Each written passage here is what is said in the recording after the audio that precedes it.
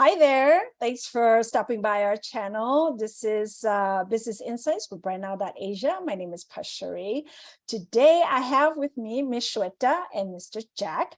PDPA just came online as of the 1st of June. And there's been a lot of talks, a lot of questions about who it affects and what it means. And I have these two experts with me who's going to share with us all of that. So stay tuned. Thank you for making time to meet with me today, Jack and Shweta. And Thank you. yeah, so Shweta, do you want to bring up your PowerPoint? Sure. Thank you so much, Kunui, for having us here. We really appreciate it. Okay, let's get started and get straight into PDPA, but a little bit of an introduction. Hi, everyone. I'm Shweta Kukreja, and I am a project management consultant, and I am a certified project management professional since 2013. And I worked in the corporate for close to 15 years until I stepped out to do my own consulting business. And I love working with the financial industry and very excited to work with the PDPA projects because it concerns data, it concerns compliance, which actually gets me very happy. So that's what I really enjoy. And also I love working with my partner, Jack. Yes, hi, I'm Jack Nathan. I'm an IT consultant and a solution manager. I have many years experience in IT, mostly in the IT security field. I came to Thailand in 2010 from Belgium. In Belgium, I used to work for the European Commission. I was a senior consultant for Capgemini and Ernst & Young and the IT manager of Brussels Airlines. And in Thailand, I'm mostly consulting on IT security. One of the initiative is PDPA.org. It's a joint venture that we started with Shweta about 2 years ago in consulting, auditing, and implementing PDPA solution here in Thailand. Thank you. So PDPA, what does it stand for and how do we say it in Thai, Kun Shweta? Well, PDPA is Personal Data Protection Act. And because we're in Thailand, we call it Parabor Kum Krong Komun Son Bukkon. Tell us a little bit more about what is personal data. Personal data is actually any information which identify us as a person, directly or indirectly. It could be a name, our email address, our phone number, our passport, or ID card. And it is possibly to identify us. This is considered a personal data. So the Personal Data Protection Act that came online, who are the regulators and what does that mean for businesses and individuals operating in Thailand? So PDPA came about in Thailand, like it was announced in 2019 and went effective on 1st of June, 2022. And the authorities that are in charge is a PDPC, which is Personal Data Protection Committee, which is yet to be formed. It's coming soon. And there's the Ministry of Digital Economy and Society in Thailand, which is overlooking all of this. Is there a deadline, Kun Shweta, as to when that committee is going to be formed? No, well, it's a work in progress right now, and there will be an announcement when it is. Okay. We all heard of GDPR, those who do some business in, with European entities or companies. What's the difference between PDPA and GDPR? So GDPR is the general data protection that was in effect since 2018, covering all the European Union countries. It is a law that abide all European citizens or companies outside of Europe, which deals with information of European citizens. PDPA covers, in Thailand, covers only the Thai law, which means Thai person, whether living here or abroad, or companies which dealing with Thai citizens in personal information. But it's very similar to the GDPR. Yeah, to add on to that, when people ask that what is personal information and, who does it apply to, I would say like, say for example, on your phone, you have, thousands of contact information. Does that come under the umbrella of PDPA compliance? Answer is if you're using it for personal use, to make calls to your friends, it's no. But if you're going to use that for a business purpose, or you're going to use that information to sell it to another entity so they can get business out of it, then yes, that does come under PDPA compliance. So in short, it applies to an entity, but not an individual. Okay, and like Jack said, that for every citizen in Thailand or citizen of Thailand outside of Thailand, PDPA is applicable to everyone. So for even foreigners who are in Thailand will come under the PDPA umbrella. And for all Thai citizens outside of Thailand, we are also come under the same umbrella. This is interesting. What's the difference between personal data versus sensitive data? As you know, when you go on a website and you provide any company with your personal data, most of the companies will limit to identify you as who you are, so they can give you services. They will limit it to your first name, last name, your address. If they need to send you, let's say, a website like Shopee, where they need to send you merchandise, they will need to know your address. They will need to know your email so they can communicate with you, and a phone number. Normally, it limits that. Most of the companies will suffice the information you provide them. If you go to home banking or more financial institution, they might ask you for your passport or your ID card so they can really identify you as a person. They might even ask a copy of your passport just so they can give you more financial services. There is also sensitive information that might be requested by clinics or by political organization. This is considered more sensitive information, and it has different rules applying for regular information or sensitive information. So what's the rule in housing or keeping that information? So yes, sorry. You can go ahead, Jack. The rules are in general is, as any person needs to have the right to access or request a copy of the information that somebody have. We would like to be informed what kind of information a company have on us. We would have the right to be forgotten. So I should have a possibility to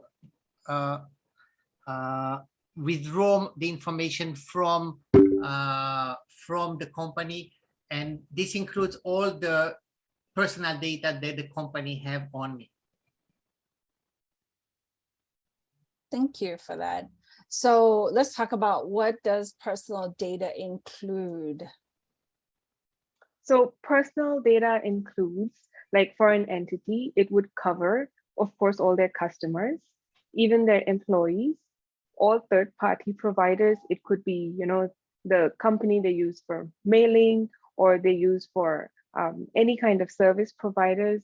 Say, for example, you're on a Lazada platform or a Shopee platform, Amazon, where you're giving your information such as your name, last name, email address, phone number, even your mailing address.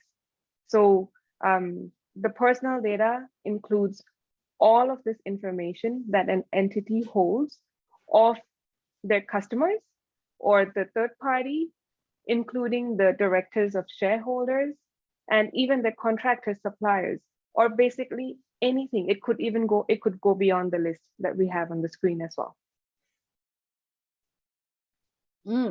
That's a lot of words with a lot of terminology. Can you explain the terminology? Sure. So there's a lot of words, like in PDPA, we have things like data controller, data processor, data protection officer, and there's small nuances that actually differentiate them.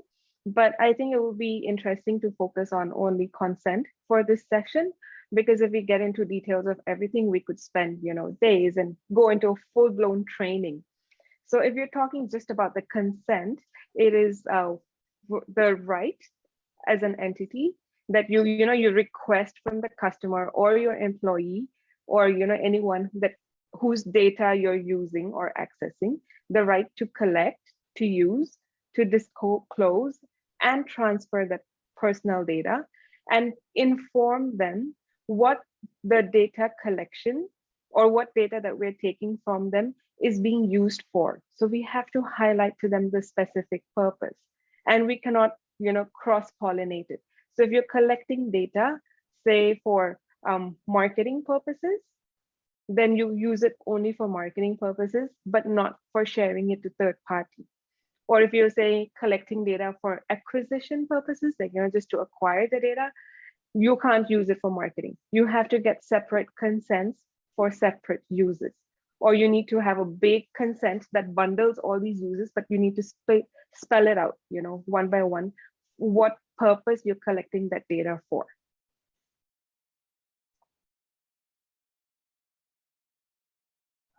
Consent is really important here. So what are the owner's rights?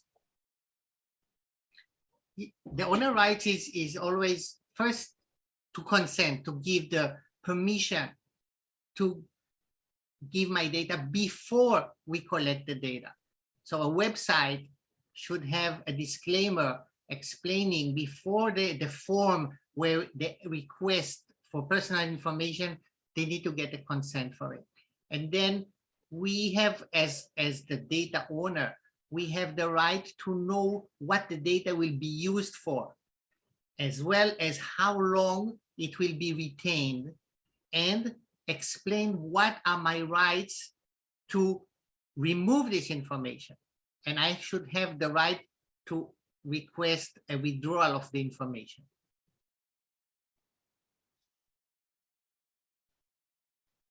Now, if we are not compliant, and somebody, let's say that we have sent a newsletter to a list of people that have never consented to receive unsolicited email, and somebody complained to the Thai government that this company sent me unsolicited email, they have information about me, I never consented to give them the right to send me emails, we are looking at penalties between 500,000 to 5 million Thai baht based on the severity of the offense.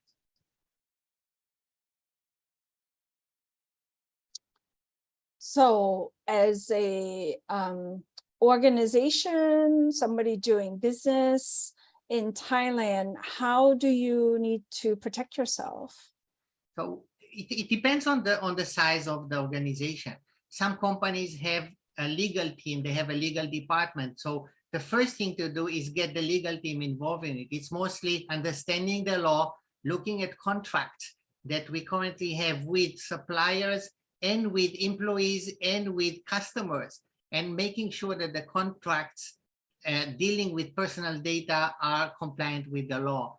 Second thing is the business process. We need to work with the HR department, with other departments that dealing with personal information, whether it is the marketing department or sales department, looking that they're compliant with the law. If a company doesn't have the internal resources to do that, then it's always possible to ask an external consultant for assistance, and that's where New Era can come to assist. And of course, last but not least is the technical team. If we have an internal IT that can help in securing those systems. Now remember that the PDPA, it is first is a legal requirement. The technical comes after that. So we might have already the technical needs there, the servers, the encryption, and all the technical terms that we use to protect data. They might be already in place, but we do need to cover the law and the legal and the business process before we go into the technical part. And then the technical implementation can be done either with existing tool within each organization, but if a company needs assistance on how secure the IT part, the technology part to support this law, then again, a New Era can can assist in securing the technicality of the Mm. PDPA compliance.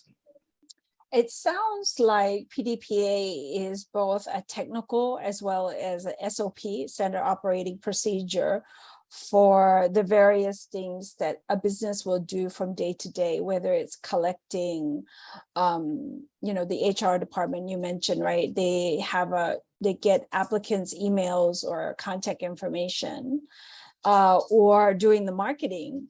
So it's a full sweep, 360 for a company. Does it apply only to large companies or both large and small companies, Kun Shweta? It applies to every size. So as long as you're an entity and you're using data for business purpose, it is applicable to you. Okay, So thank you across the board. Yeah. Thanks for clarifying that. So if people are wanting to get your advice or reach out to you, how would they do that?